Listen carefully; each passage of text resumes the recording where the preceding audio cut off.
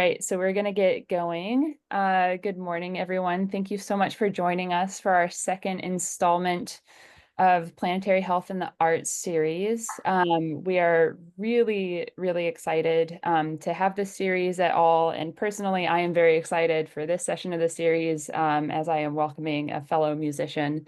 My name is Andrea Copland. I'm the librarian at the Planetary Health Alliance, and we are joined by Jason Davis from the Climate Stories Project. Before we get going, I would like to begin with a brief land acknowledgement. We humbly acknowledge that Johns Hopkins University is located on the traditional and contemporary homelands of Indigenous peoples. Our campus resides on unceded lands of the Piscataway and Susquehannock peoples, and we recognize the enduring presence of more than 7,000 Indigenous peoples in Baltimore City, including the Piscataway, Lumbee, and Eastern Band of Cherokee community members. As we gather from places across the country and globe, we honor and recognize Indigenous people of our homelands. And by way of welcoming Jason, Jason Davis is the director of the Climate Stories Project, an educational and artistic forum for sharing personal stories about climate change.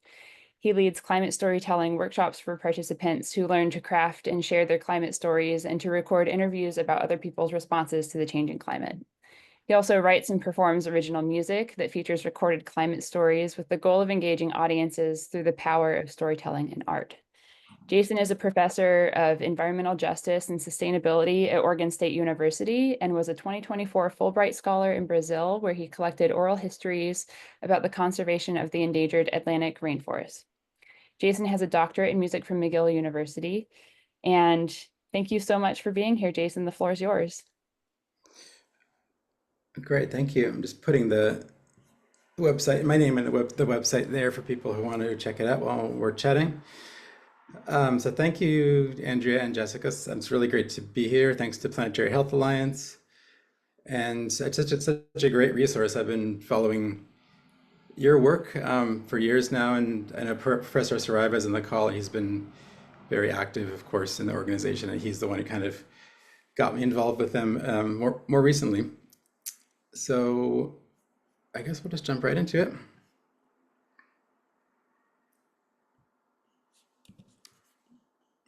Oops.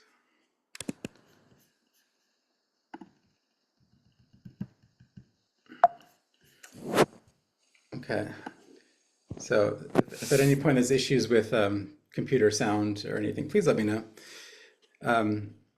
So again, I'm Jason. I'm the director of Climate Stories Project. I'll introduce a little bit about the organization during this talk. You're welcome to visit the website, which I put the link for in the chat. So I do a lot of things, probably too many things. I recently moved from Massachusetts, where I'm from, to Oregon, Corvallis, Oregon, to teach environmental studies at Oregon State University. So I'm still kind of getting used to the West Coast thing. It's a bit new. So I'm doing that. I'm also managing Climate Stories Project, and I'm doing music. So my goodness, it's a lot of things to do at once. I'm actually in Vancouver, British Columbia right now, traveling while I'm teaching an online class, but also I'm continuing some of the work I started last summer as a Fulbright Scholar in Brazil, which is part of one of the pieces that I'll play for you in this presentation. If you want to get a hold of me, the best way is email. And my email address is just jason@climatestoriesproject.org. So today I'm going to talk about climate stories and climate storytelling in music composition and improvisation. So my background's a little bit unconventional. I've studied music and environmental studies, and I've worked in both fields for many years. So now I've done a lot of work trying to combine music with climate change communications and storytelling and conservation work. So this is all about that combination.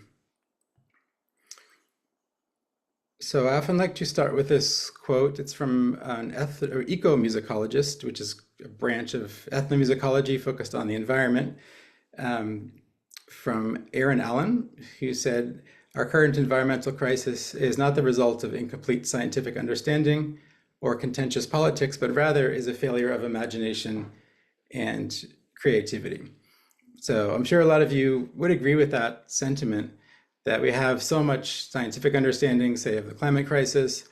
We have technology, but we're lacking something. And very often it's a failure to imagine a better world or a different way to do things than how we've been doing them for centuries. And that's culminating in the crises that we're seeing right now. So my hope is that through art and through imagination and through creativity, we can make some progress at addressing these very difficult issues. So I'll just go through a little bit about how we talk about environmental issues and specifically about climate change. So a lot of researchers and scholars have studied framing, and framing is just how people understand or talk about or communicate a particular issue. So in this case, climate change, you've all seen photographs like this of polar bears losing their homes because of the melting Arctic. So in terms of climate change, this might be considered like an environmental framework. So thinking about climate change as some kind of environmental problem. Then, of course, we have the political or the policy realm. So every year now, there's the IPCC gathering to address climate change on the global stage. This year, it's actually in Brazil, which I'm not sure I can go to, but I'm sure some of the people on this call will be at that. It's in Belém, I believe, in November of this year. But this is another way that you can consider climate change. So trying to tackle climate change from international policy, or unfortunately, sometimes through very unpleasant politics, like we see in the United States frequently around climate change. Another frame, which of course you're all familiar with, is the frame of science. And science is very important in understanding climate change, of course. So you're familiar with charts and graphs like this showing the relationship between carbon dioxide in the atmosphere and global temperature. Or another example would be the size of fires, forest wildfires in the US over time. So those fires have been increasing as the climate warms and heat waves become more intense and there's more drought in certain areas. So those are three ways of looking at climate change. So through kind of environmental framework, a policy or politics framework, and a science framework. So I've done a lot of work with oral history and narrative and personal experience and studying those in different contexts, but mostly in the relationship, in the context of people's relationship with the environment. So a while ago, I realized that climate change was no longer just a scientific issue or something to be worried about for the future. It's actually affecting all of our lives now at the present. And I think this was really driven home, became obvious in 2012, which was the year of Hurricane Sandy in New York City and surrounding areas. It was an extremely destructive storm. Many people lost their lives. And it was the first time, I think, a lot of the US public, at least, started to make this connection between climate change actually being a relevant issue in their personal life. So not just something you'd, say, hear about in the news, or maybe if you're into science, read a scientific article. It actually was a real event. It was part of a narrative. So you could talk about climate change in the context of your own life or your own community, rather than just this abstract idea. I could put endless slides, unfortunately, in this section, but just one more example is hurricanes and flooding like we saw in North Carolina last year. So every year we're seeing more and more devastating impacts of extreme weather that are made worse by climate change. So at this point, there's many examples of climate change as a personal narrative. Sometimes people who I work with on climate storytelling workshops, which I'll talk about in just a minute, are concerned that they don't really have anything to say about climate change because they haven't lived through, say, a tragic flood, or they haven't lost their home in a wildfire. But it's really important to realize that everyone is dealing with climate change impacts, whether tragic or psychological or emotional. So an example would be from Vail, Colorado, which is a ski town. So just because of the way the climate has influenced the local weather, there's significantly less snow than there used to be. So if you're a skier, that's really quite tragic and really affects your life and how you feel about the world and your place in it. So these are all examples of climate stories or climate narratives. So I'm certainly not going to do a whole climate storytelling workshop right now. So Climate Stories Project is an organization that I started in 2014.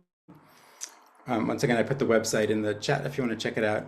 So one of the things we do is lead workshops about climate storytelling. So we teach students, we teach people in different organizations, sometimes local governments, how to talk about climate change or ways you can talk about or relate to climate change on a personal level. And these are all examples of climate storytelling.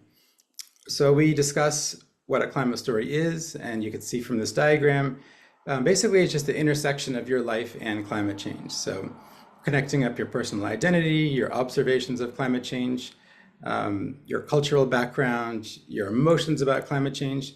And from this network or this web, you can draw out elements of your climate story. We also reinforce that everyone has a climate story. So no matter where you're from, if you're from North America, if you're from Europe, if you're from Oceania, if you're from Africa, everyone has a story to tell about climate change, whether it's something tragic or something quite subtle. So on the Climate Stories Project website, we've posted stories from all over the world. There's audio stories and there's video stories. We also have a Google map, which has pinpoints of all the stories that are there. They're either hosted for video on YouTube or audio on SoundCloud. So at some point, if you're interested, you can go say, find climate stories from your country or just any area that you're interested in. And we've worked with people from all ages as well. So sometimes it might seem surprising that, say, high school students or middle school students even can talk about climate change from their personal perspective.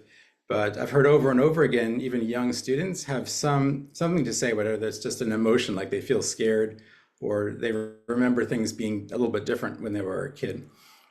So really important point about climate storytelling is that everyone has something to say about climate change. So we offer a set of 3 prompts for our climate storytelling workshops. We also lead something called the Climate Stories Ambassadors Initiative, and that happens twice a year. It's a free training session. It's three-part training session for people all over the world. It's totally online. The next one will be coming up this fall. So if you're interested, you can check out the website, and there's a place to express interest in that. We'll send out applications probably in a couple of months or so. So the workshops we offer are about telling your own climate story, but also about interviewing other people about their climate stories. So we offer this prompt structure that I think gives people a good start at developing a climate story or developing a climate story interview. So the first prompt is, what do you care about in your home, place, or community? And how is it threatened by the changing climate? So that really brings things to a sense of place, a local place, rather than just climate change being this great global issue that really is something you can't relate to. Everyone can relate to, say, a favorite lake or an aspect of their community, like a farmer's market or something that's being impacted by climate change, and it really brings it down to the local level. What are your emotional responses to climate change, and why do you have these responses? So we all know that talking about climate change is difficult, and we all have a lot of emotions about climate change, but very often there isn't really a good forum for expressing those emotions. It's not something most of us will talk about in everyday conversations, but we know that we need to get some of these emotions out and relate to other people around our emotional responses to climate change. So storytelling is a great way to open up people's ability to talk about climate change in an emotional way and to find solutions, because we know from research that human beings don't make good decisions without involving their emotional responses. So this workshop helps do that for climate change. And finally, why are you motivated to confront climate change? And how can you contribute to a positive way forward? So motivation is really contagious. So it might seem like we're doomed or that nobody else cares about these issues, but a lot of people do care, and people are doing some amazing work to help move things in a better direction. So by thinking about your motivation and your contribution to this struggle, you're actually helping to motivate other people through this process of storytelling. So this is the prompt structure that we share very briefly, and it helps people just get their feet wet and get their climate story started during the workshop.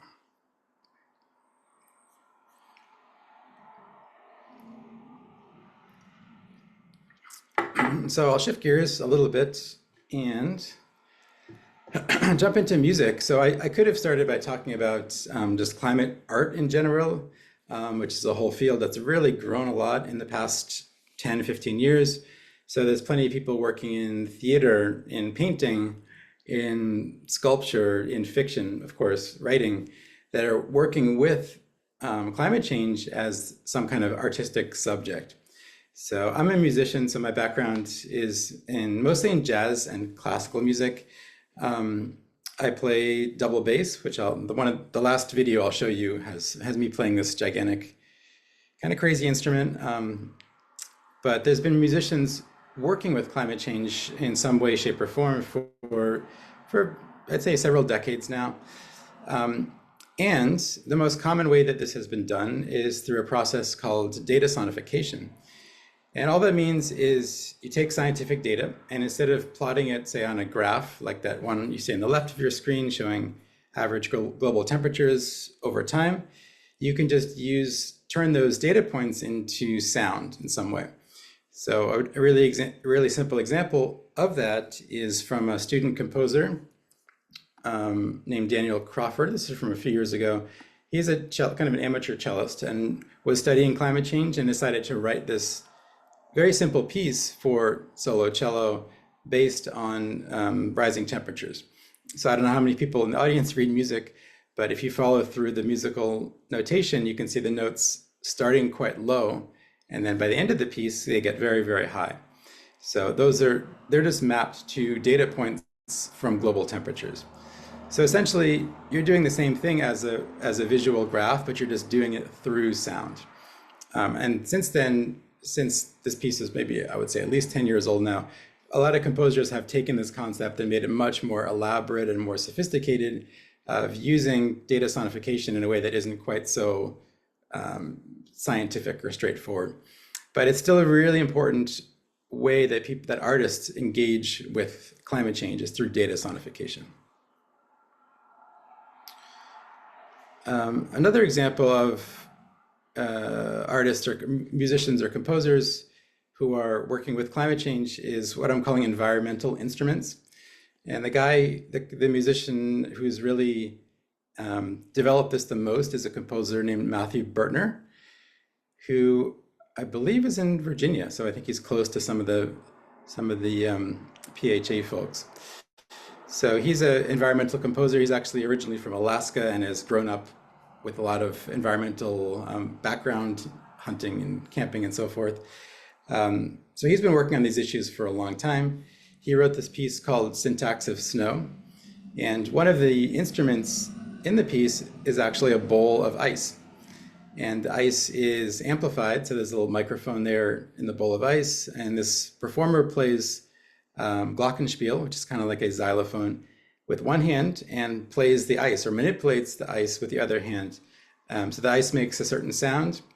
And during the performance, as time goes by, that ice starts to melt and the sound becomes different. So this is just a way of illustrating climate change through sound, through the use of an unconventional instrument. So I'm just going to play a snippet of this piece, Syntax of Snow.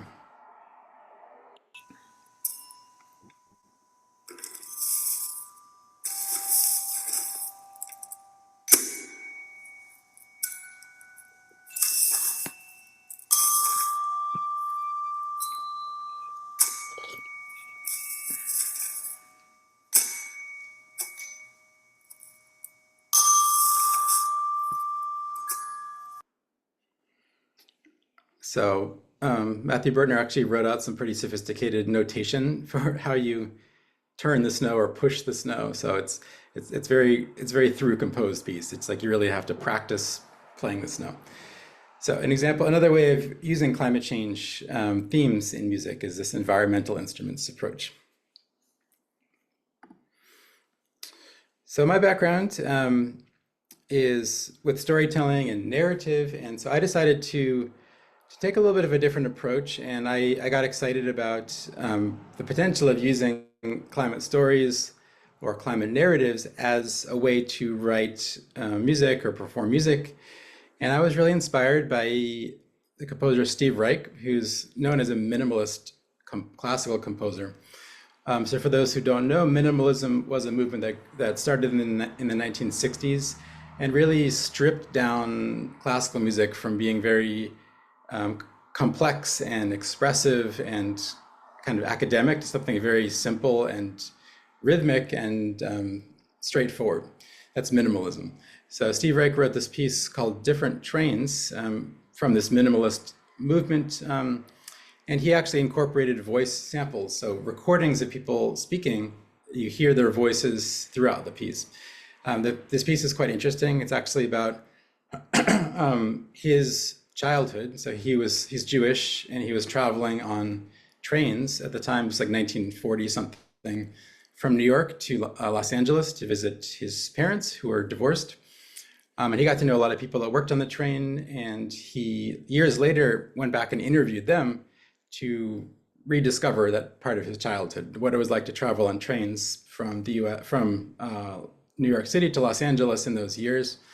And he also accessed archived recordings of Holocaust survivors from Europe speaking about their experiences. And he reflected on these different trains. And it's kind of a dark theme, but a very, very powerful piece.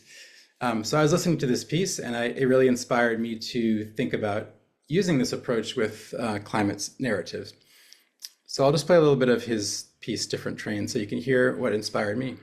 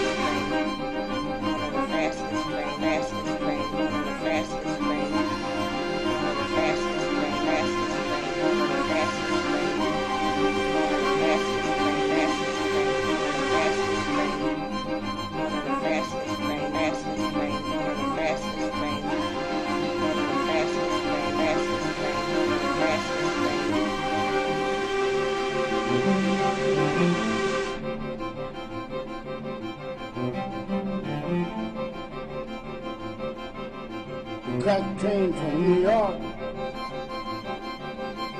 That train from New York. That train from New York. That train from New York, New York. That train from New York, New York. That train from New York, New York. So just a little snippet of that, excuse me, piece, Different Trains by Steve Reich. So you can hear those samples of voices that he recorded during these interviews that he did with people that worked on trains in this time period. He used an approach called speech melody, where he actually transcribed very, very carefully the pitches and the rhythms of people's voices. So everyone, when they're speaking, actually has pitches going on and rhythms going on. So he took those and wrote music very tightly linked to those pitches and those rhythms. That's called voice melody. And this piece was written for the Kronos Quartet, which is a string quartet that plays has been known for playing modern repertoire and commissioning new works. It's a complex piece because they also played some recorded background tracks, but it's really a fantastic piece, Different Trains. So now I'll just play a few of my pieces that use a similar approach. This first one, it's actually a video, and the piece is called We Can Do Hard Things. So the person I solicited a story from is named Yvette Stewart, and she's an environmental educator. She's currently based in Texas. She works for National Audubon, and really a great person and a great storyteller too. I had her submit a story for me a long, long time ago, and I loved it. So I wanted her to submit something hopeful that helps people feel that climate change is, while difficult, we can make some progress on. So she created a great story, and she used this phrase, which is from someone else that you'll hear during the piece. But I just like to share this piece. I wrote the music for this piece and made a bit of video montage. Some of the video that you'll see in this piece is actually stuff I recorded in Brazil last summer when I was working as a Fulbright scholar under the direction of Professor Saraiva, who is with us today. So I was traveling in one area where there's no roads, and it's just a very beautiful part of São Paulo state. So I did a lot of shooting footage from my cell phone from boats. So you'll see some of that throughout the piece. And I think I'll just play it. And again, let me know if there's any issues with sound or any other tech issues.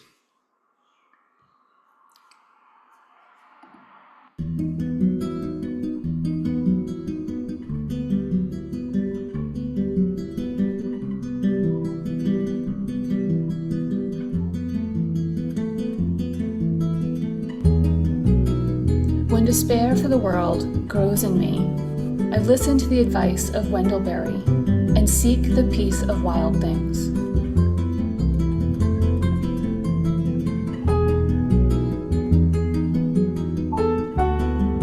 I pay mine to Roger Payne, who says despair is an utterly inappropriate reaction.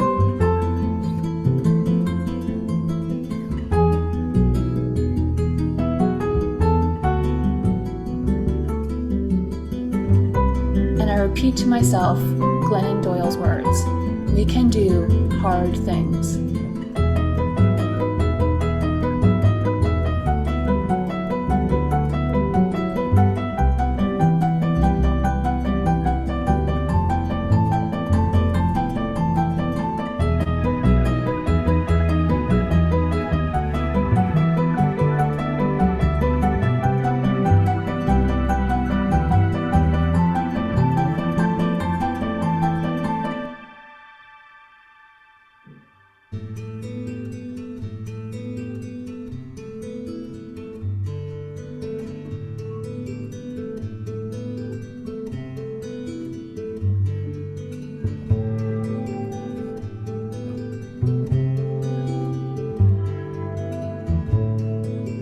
I let myself feel the deep angst of a problem that is out of control.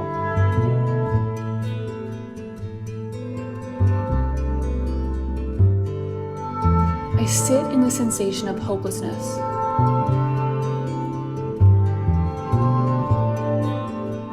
I let my heart race with visions of collapse.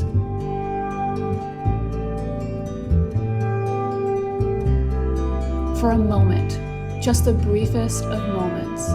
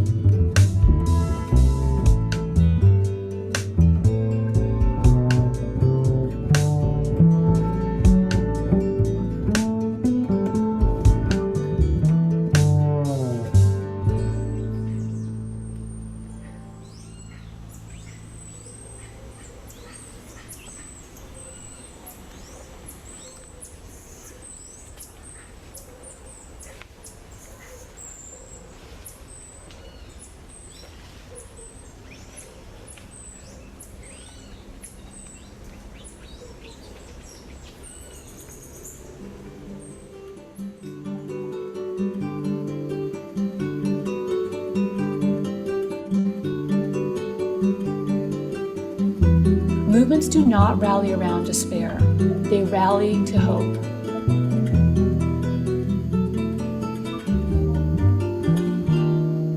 Nothing will come of only focusing on uncertainty and fear.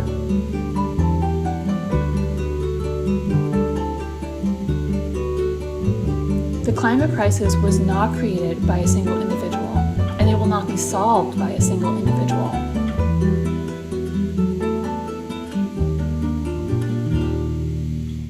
It will take collective effort to change the course of the future.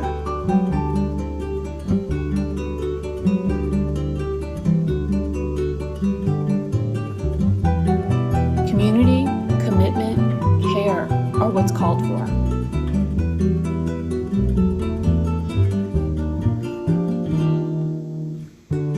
I keep learning about my role in this race for climate justice.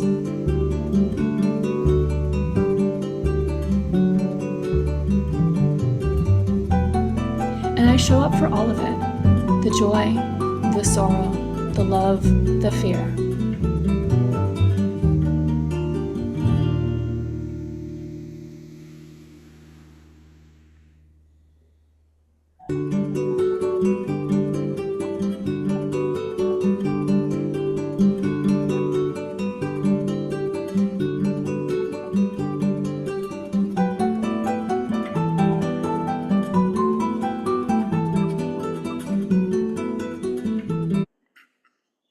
Okay, so just it's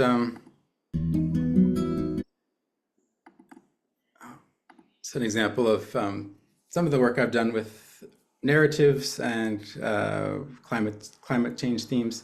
So I'm sure some of the Brazilians in the audience recognize some of the scenes there recorded from last year. The video is not all mine. I got it from some different folks, but we heard before that piece from Steve Reich, Different Trains. He used the voices in a very controlled way with this voice melody approach. I've done some work like that, but a lot of my work has been more kind of atmospheric and more like the music I'm writing and hearing in my head is kind of inspired by the voices or the stories that are being told.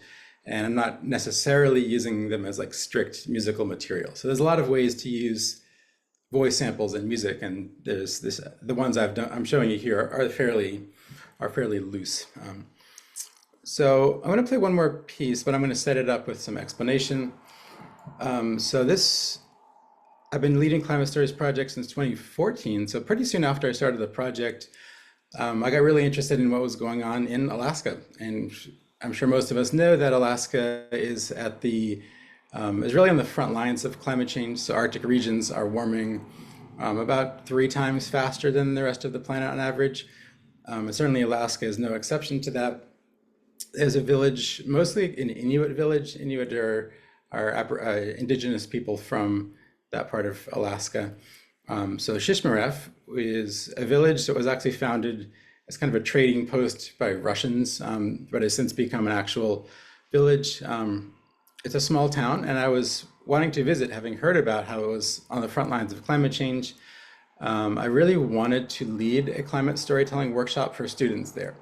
So I just asked around, I made some online contacts, and I essentially invited myself to go stay in this village for about a week. This is 2015, so it goes back a few years.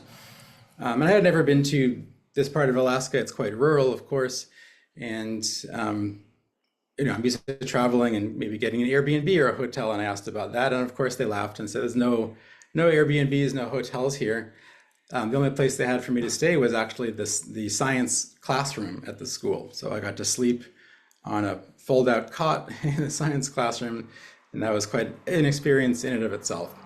But I was working with teaching the students about climate change and learning about the community, because I was, of course, an outsider there, which is a whole other issue if you're coming in as an outsider to an indigenous community. Oops. So you can see here the location of Shishmaref. So it's on the Bering Sea, which is the west coast of Alaska. Shishmaref itself is located on what's called a barrier island. And a barrier island is just like a small strip of a narrow island which separates the ocean from the mainland. So at one point, it was a very strategic place to do trading. At this point, however, because of sea ice melt, this has become quite exposed. So it used to be the case that sea ice protected this barrier island quite well. Because of rising ocean temperatures, a lot of that ice is now either gone or a lot less reliable.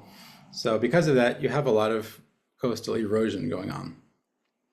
Here's what the island looks like from the air. You can see it's very, very narrow. It's quite exposed. Over the years, the village has got some funding to make these seawalls to help protect from the ocean waves. They're effective up to a certain point, but there's only so much they can do. You have a lot of melting sea ice, and it's a subsistence economy largely, so people still rely there on hunting and fishing for a lot of their food supply. And to hunt seals, which is a big part of the traditional diet of Western Alaska, is becoming more difficult because of the sea ice being much more unstable or unreliable. It works kind of like a platform. People can go out and hunt seals from the sea ice, but now it's not nearly as reliable as it once was, and actually has gotten quite dangerous. Erosion is another big issue caused by those incoming waves that are no longer being buffered by the sea ice. So this house is no longer there, but at the time you see the real severe erosion happening at a very, very rapid pace.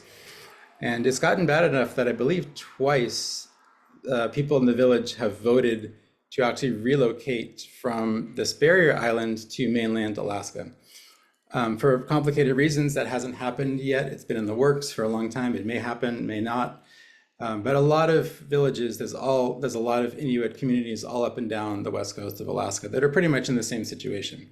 So these are really frontline climate refugee communities that are having to deal with things that are probably going to affect all of us going down the line.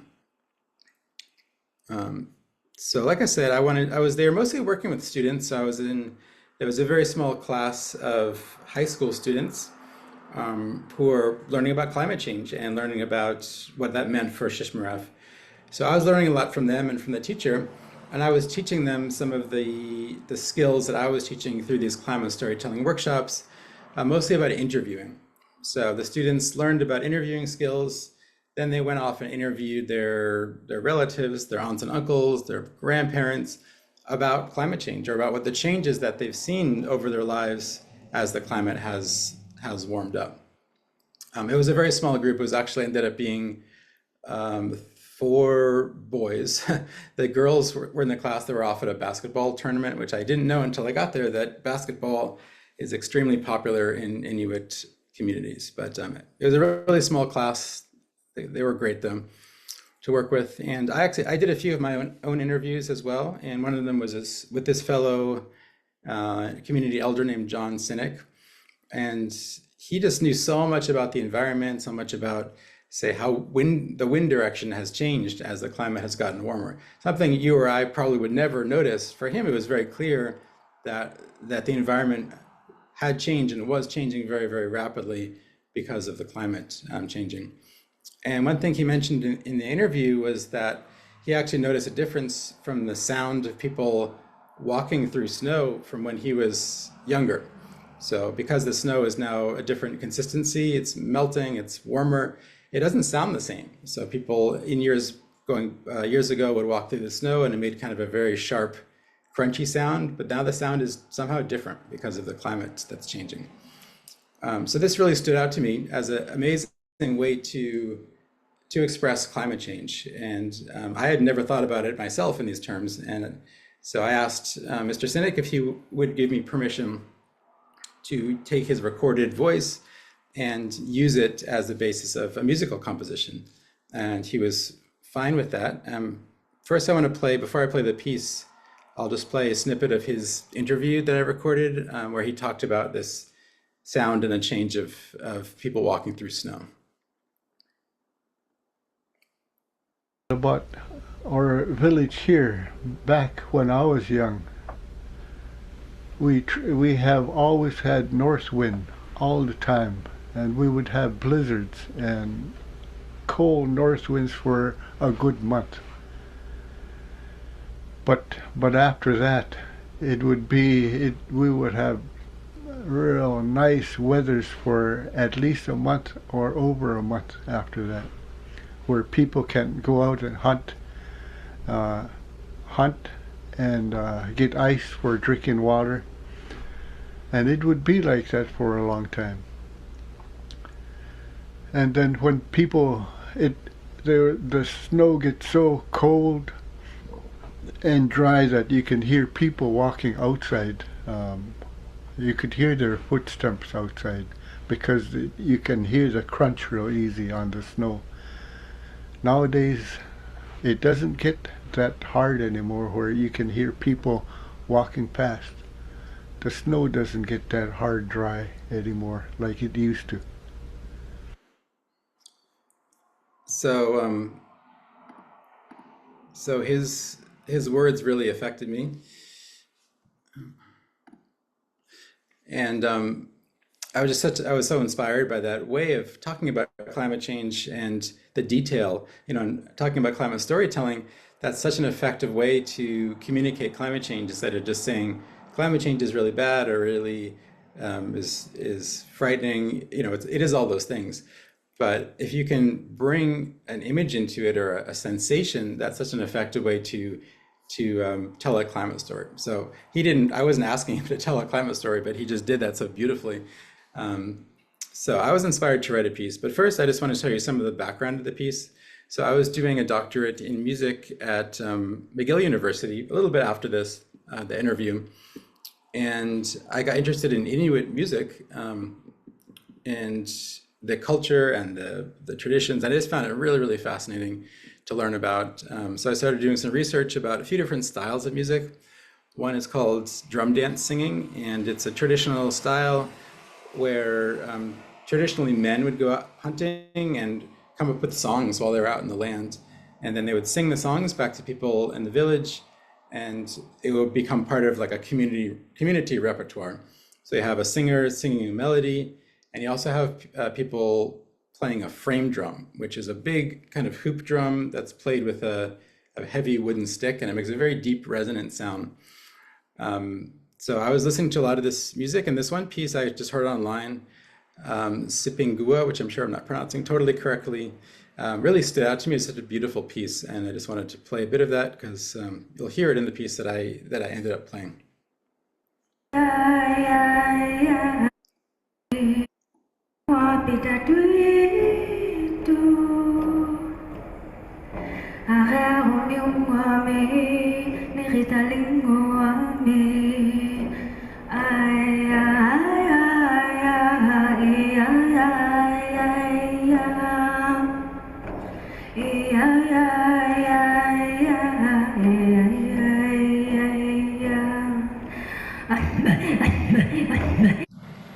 Okay, so just a really small snippet of this beautiful melody. I just thought it was such a gorgeous piece of melody. And then you also saw the frame drummer there playing that very resonant, deep sound that's really integral to this music.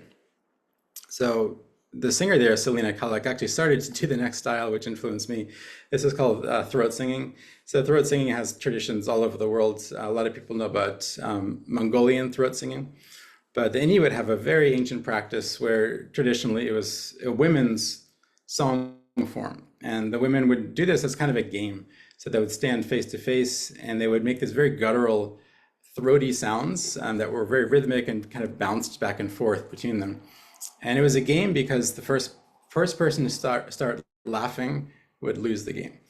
So it's a very distinctive sound. And thankfully, I don't have to do it for you because you have this video to watch. These are two Inuit community members demonstrating this style of throat singing.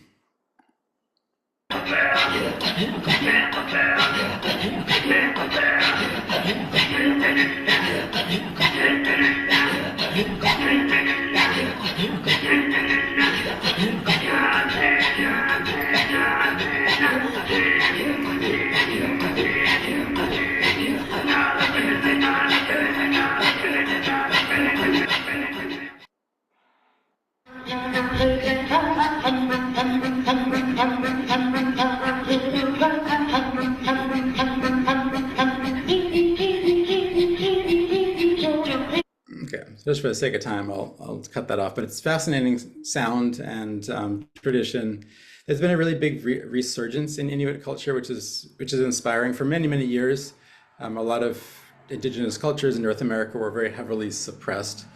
And one of those forms of suppression was suppressing music, suppressing traditions like throat singing. So now that cultures people are taking more pride in their culture, there's been a lot of resurgence in, say, teaching throat singing to young people, which is very inspiring. So I was inspired by both of these song forms, the drum dance singing and throat singing, and I wanted to write a piece which used them in a certain way. I will point out that you do have to be a little bit careful when you're using quote unquote material from traditional cultures. It's a thorny issue, and I've thought about this a lot. I've talked with people about this. And basically, for me, it comes down to respecting and acknowledging the sources of your musical or artistic inspiration. So I do feel like giving credit where credit is due and saying this really is inspired by these traditional forms. I did not create these sounds myself. That's an important part of recognizing the indigenous background or inspiration for these works. So I wanted to combine all of these elements. So John Sinek's words you heard before about the sound of people walking on snow, drum dance singing, the melody that you heard, and the throat singing. So this is my crazy instrument. Main instrument is called the double bass or upright bass.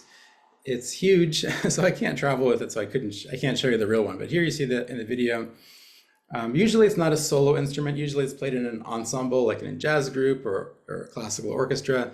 But I was working, during my doctorate, I was working a lot on solo bass, double bass performance and composition. So this piece, Footsteps of Snow, came out of this time when I was working on the solo bass stuff. And I used John Sinek's words as the base of the piece. So you'll hear his recorded voice. You also hear that's the melody that was the drum dance melody that you heard from the video. I play that using harmonics, which are a way to make string instruments sound a lot higher pitched than the fundamental sound of the instrument. And the throat singing sound I got by using the bow with vertical bowing. So you can normally bow across the strings like this horizontally, but you can also bow vertically, and that gives you kind of a scratchy guttural sound. So I was trying to incorporate all of this. There's also a little bit of elements of sort of pseudo Scottish music. It's a long story, but Scottish whalers also had an important influence on Inuit music because they brought instruments like the accordion or the fiddle into this culture, and the Inuit subsequently adapted those to their own music. So it has a bit of all of these influences. I think I'm just going to play it, and I'll keep an eye on the clock. If we're getting too close to the time when we won't have time for questions, I might cut this a little bit short, but hopefully we can watch the whole thing. I'm actually going to mute myself, so I guess if you don't hear any sound, just put something in the chat just to make sure this is actually working as it should.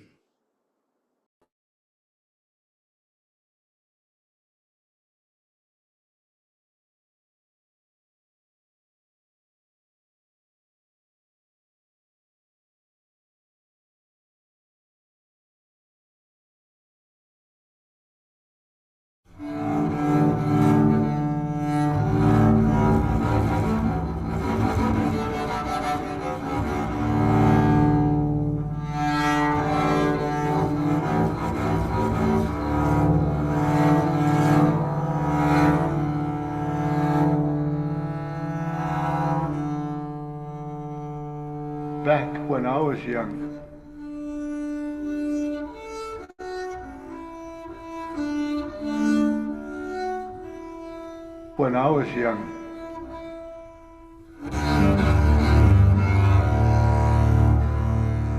we have always had north wind. We have always had north wind all the time.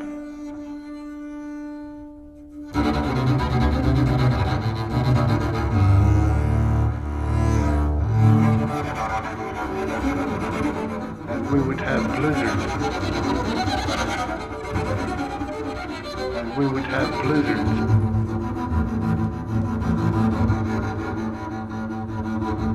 And cold north winds for a good month. Cold north winds for a good month.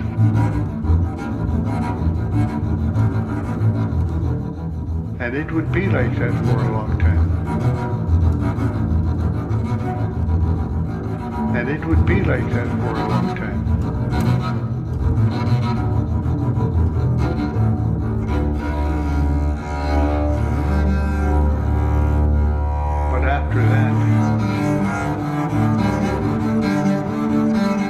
But after that,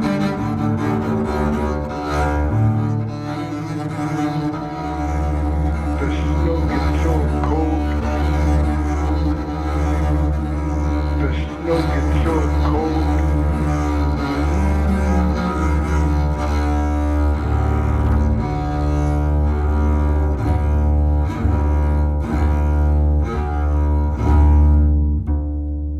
That you can hear people walking outside.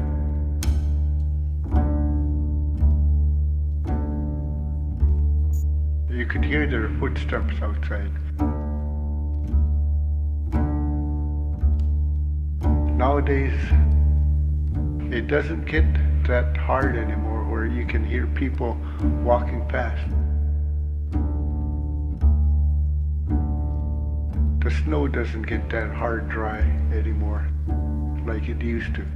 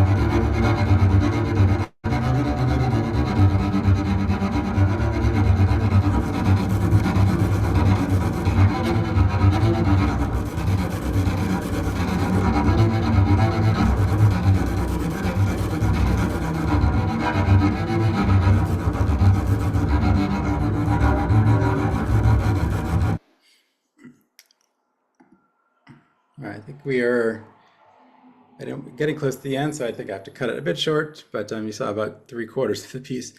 That's Footsteps in Snow. A lot of fun to play. It's I performed that at a bunch of events and workshops and so forth. So that is pretty much what I had. I guess at this point we only have 3 minutes officially for questions, but if anyone wants to ask a question or comment or anything, I'm happy to do that for the last bit of the workshop. And I'm happy to stay on a little bit longer. I want to be respectful of everyone's time, but if there are any pressing questions or if you're willing to hold over just a moment, Jason, we can probably I'm fine. go a little past the hour.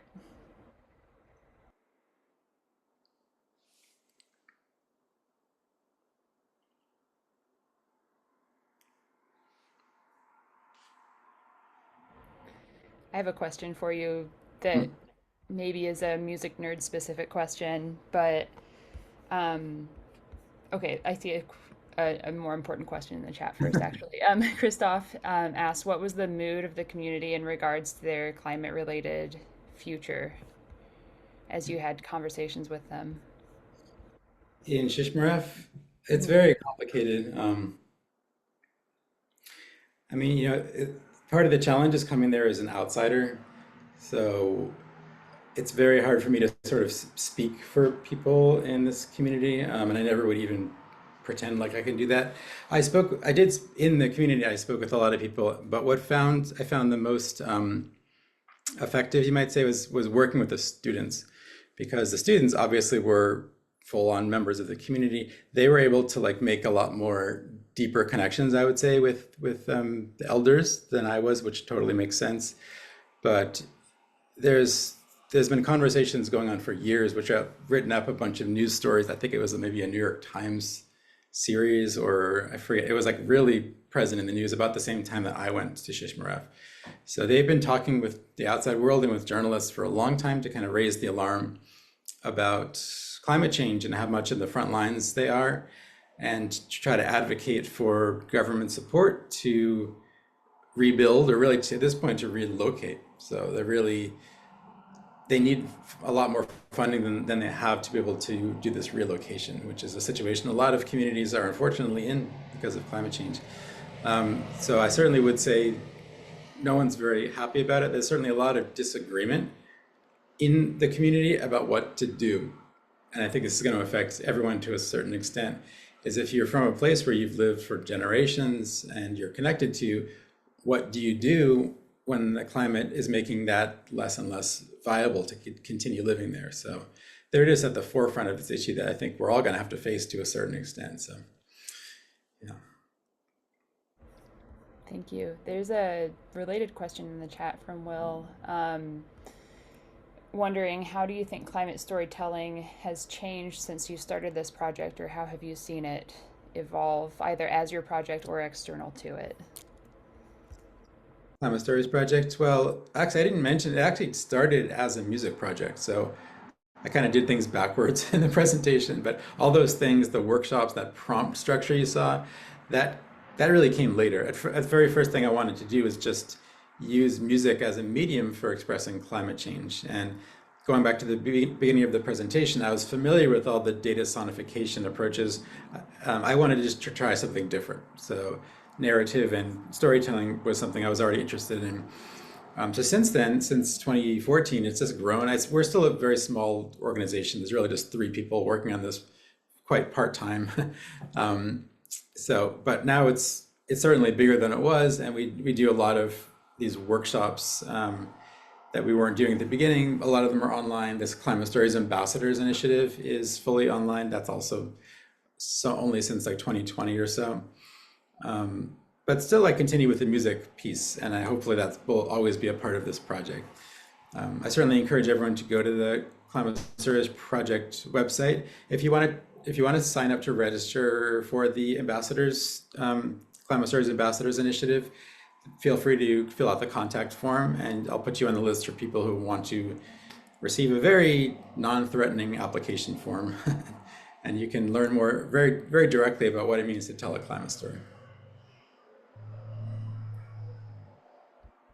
There's another question from Ham, which kind of anticipates the question that I had for you. And his question is, do some of the people who are interviewed get involved in creating the music, sort of as the compositional process? And then I, as a music person, wanted to ask you to sort of talk through some of your compositional choices, or some of the elements that you were employing between the recording, your bass, and some of that is maybe a little bit magical to those of us who don't know much about the compositional process. So if you could just sort of pull that curtain back a little bit, that'd be great. I haven't done, I'd say, direct collaboration with someone I have interviewed. I have gotten, I didn't play them in this presentation, but some musicians or composers have sent me their climate stories set to music. So that's something that we ask people if they're interested to do, is to do that, is to use artistic frameworks to express their climate story. I have done a lot of collaborative works. One, I did a series of duets with the saxophonist. Um, I didn't talk so much about improvisation. Those were like half improvised. The piece I just played for you, that Footsteps in Snow, is also about half improvised. So that's kind of a compositional choice, where I have, in that case, I have a framework. I have some points I want to use. I have the melody for reference. I have that throat singing sound I'm referencing, but the piece is different every time.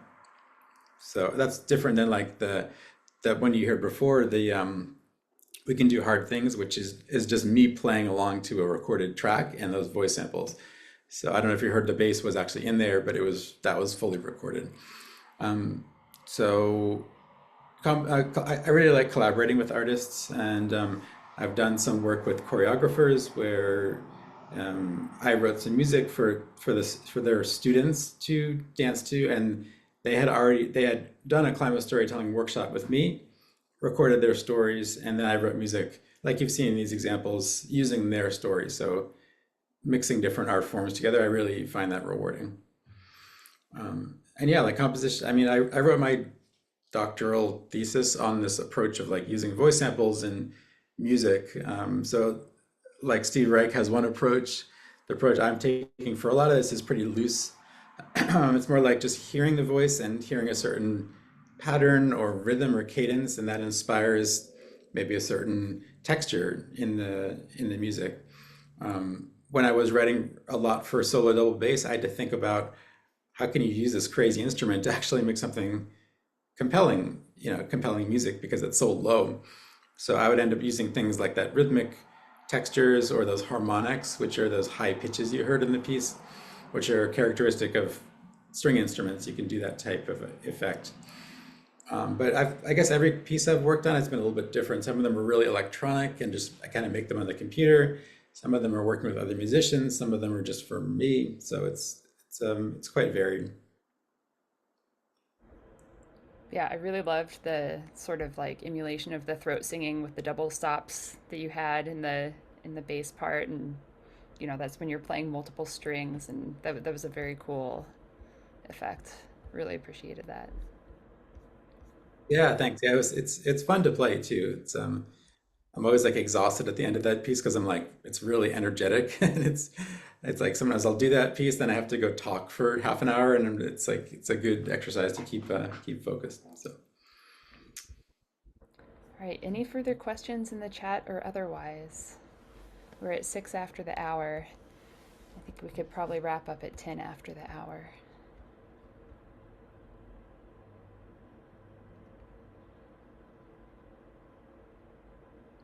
All right, thank you all so much for attending. Thank you, Jason. This has been really inspiring, and really appreciate sort of the surfacing of all of these diverse stories in the world and the connection with art. And I think, as you can see in the chat, it's much appreciated and much more personal than a lot of the stats that we encounter in our day-to-day life.